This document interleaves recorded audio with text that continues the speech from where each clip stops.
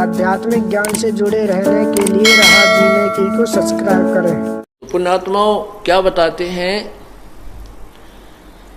अब इतना है जैसे जिन पुण्यात्माओं को बच्चे हैं या जिनकी शादी भी हो चुकी है और नाम भी ले रखा है, उनको संतान नहीं दी है प्रभु ने। अब उनके अंदर ने टटोल रहे हैं मालिक कि ये मोक्ष चाहते हैं कि संतान चाहते हैं, क्योंकि परमात्मा चाहता है यहां से पीछा छुड़वा लो। 1,00,000 पूत 1,00,000 नाती, उस रावण के अज दीवान बाती। 1,00,000 पुत्र थे रावण के, वो भी मर गए, सारे खत्म हो गए। आज उसका कोई दीवालानिया भी कोई नहीं, उसका नाम लेने वाला, उसका जो वंशज भी खत्म हो गए, उसका कितना नामो निशान नहीं है। और तुम एक पुत्र मांग के बता के केला तोड़ जाओगे। समझना है तो इस मार्ग को, ये तत्व ज्ञान है। और आपने केवल संतान चाहिए है तो 10वें महीने गारंटीड लो, एक फैसला करो। तो भाव यह है कि परमात्मा चाहता है कि तुम यहां तक पीछा छुड़वा लो, या दुख सुख नाम की चीज नहीं है। जिसके पास धन का भाव है वो केवल नो कहे भगवान धन मिल जाए, हे भगवान धन मिल जाए।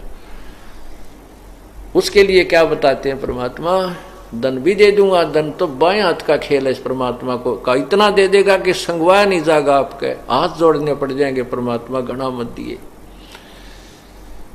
तो फिर ये डले वो गुड़िया वाले खेल खेलने हो गए, ये कोई मोक्ष का मार्ग नहीं प्राप्त किया आपने। ये आप फैसला कर लीजिए, पार होना है तो मालिक की रजा पर छोड़ देती है। संतान देता है वेल एंड गुड, नहीं देता है उसकी रजा, लेकिन भक्ति मत त्यागना। धन देता है वो उतना ही देगा जितना आपको आवश्यक होगा। और परमात्मा भी कहते हैं साईं इतना दीजिए जिसमें कुटुंब समावे, हम भी भूखे ना रहें, अतिथि ना भूखा जावे। अब बहुत से प्रमाण ऐसे हैं, जैसे सुदर्शन जी थे द्वापर युग में, उसके माता पिता ने परमात्मा की जो महिमा को नहीं सुना था, तत्व ज्ञान को स्वीकार नहीं किया था। और सुदर्शन जी की प्रार्थना पर परमात्मा ने वचन दे दिया था कि तेरे माता पिता को पार करूंगा। परमात्मा, अब वो सुदर्शन जी के माता पिता की मृत्यु होगी, फिर वो मनुष्य जीवन प्राप्त हुआ। काशी में नीरू नीमा नाम से गौरी शंकर और सरस्वती नाम से वो ब्राह्मण घर में जन्म हुआ था। फिर मुसलमानों ने उनको जबरदस्ती मुसलमान बना दिया था और नीरू नीमा उनका नाम रख दिया था। उनका संतान नहीं थी। परमात्मा ने उनको मोक्ष देने के लिए संतान नहीं दी, स्वयं ही उनके घर में, क्योंकि उन्हें तो संतान चाहिए थी, मोक्ष नहीं चाहते थे। लेकिन अपने भक्त के उस वचन के बद्ध होकर परमात्मा ने उनको मुक्त भी करना था।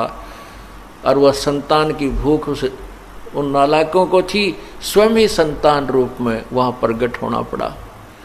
उनको संतान भी दे सके थे, उन्हें क्या देर लग गई थी, लेकिन वो उनको मोक्ष कर देना चाहते थे, उनको यहाँ से पीछा छुटवाना चाहते थे, तो उनको संतान नहीं दी। स्वयं ही वहाँ बालक रूप धार कर चले गए और उनकी वो अनाड़ी आंट भी ठीक की और उनका मोक्ष का अधिकारी भी बनाना पड़ा। ये तो है तत्व ज्ञान, ये है मोक्ष मार्ग। हमने यहाँ से पीछा छुटवाना है। क्या बताते हैं कि यहाँ की क्या चीज मांगेंगे, क्या मांगो कुछ थिर ना रहाई, और देखत नैन चला जग जाई। यहाँ की क्या वस्तु मांगू मैं, कुछ भी स्थिर नहीं है, कोई भी स्थायी नहीं है। आपने देखा होगा हरियाणा के 2 मंत्री शपथ लेने के हफ्ता 10 दिन के बाद ही हेलीकॉप्टर के बाद द्वारा जा रहे थे और हेलीकॉप्टर में क्रैश हो गया और वो दोनों मृत्यु को प्राप्त हुई। कहते हैं क्या मांगू, यहाँ थिर ना रहाई, देखत नैन चला जग जाई। आंखों के सामने दुनिया जा रही है, ऐसे ऐसे महान आत्माएं जो यहाँ के जो अपने सुप्रीम पावर मानते हैं, मंत्री लोग भी 1 सेकंड में नष्ट हो जाते हैं, खत्म हो जाते हैं। तो क्या मांगे यहाँ के वस्तु को, हम वो वस्तु मांगे जो हमारे साथ सदा रहेगी, और जहां हम जाने के बाद फिर इन कष्ट में कभी नहीं आएंगे। उसके लिए बताते हैं कि यहाँ जो तुम मांग रहे हो या कोई भी सुखी नहीं है, घाटे बाधे सब जग दुखिया के गृहस्थी बैरागी हो। यहाँ पर जो है ना इंसान ने बैराग ले लिया, भक्ति प्रेरित होकर के जंगल में जा बैठा, घर त्याग दिया, बालक छोड़ दिए, जंगल में जाकर फिर झोपड़ी जा डाली, तो डरनी पड़े प्राकृतिक आपदाओं से बचने के लिए। अब झोपड़ी डाली तो रोटी भी बनाने का साजबाज इकट्ठा करना पड़ेगा, या तो आटा मांग के लाओगा, मांग के लाओगा तो बनाने के लिए चूल्हा भी, लकड़ी भी, नमक भी, मिर्च भी, सारा साज फिर जोड़ दिया। सर्दी गर्मी लग गई, कपड़े भी लाने पड़ेंगे कहीं से मांग मूंग कर। तो परमात्मा कहते हैं गृहस्थी भी दुखी, और वो घर छोड़ कर जंगल में चला गया वो वैरागी भी दुखी, या कोई सुखी नहीं। बाहर जाने की बजाय अपना घर पर रहने के लिए संतों ने संकेत दिया है, यानी भक्ति करने के लिए। फिर बताया है कि जंगम दुखिया, योगी दुखिया, और तपस्वी को दुख दूना हो। ओए होए, आशा तृष्णा सब में व्यापे, कोई जीव नहीं सुनना हो। जंगम दुखिया, योगी दुखिया, ये सेवड़े जंगम कई प्रकार के पंथ हैं, और इनमें तपस्वी जो होते हैं इनको दूना दुख। कैसे दुख? यहाँ तो सारा उम्र तप करके शरीर में दुख दे, और फिर ये कहाँ जाएगा कि अगले जन्म में राजा बनेगा। राजा कति सुखी नहीं। आपको राजा बहुत ही सुखी नजर आता है, राजा को सुख नाम की कति कोई भी वस्तु नहीं है। विचार करने की बात है, जैसे एक छोटे से परिवार का मुखिया जिसमें 5-7 सदस्य होते हैं, और उसका जो करता धरता मुखिया कितना दुखी हो जाता है। किसी का ब्याह आ गया, किसी का बात आ गया, किसी का छूत आ गया, कोई भैंस मर गई, किसी बिजनेस में घाटा है, किसी के बालक बीमार, किसी के नमूनिया हो रहा है, यानी सारा दिन चैन नहीं आती उसको। फिर व्यवस्था, सारा दिन धंधा करना, कोई काम करना।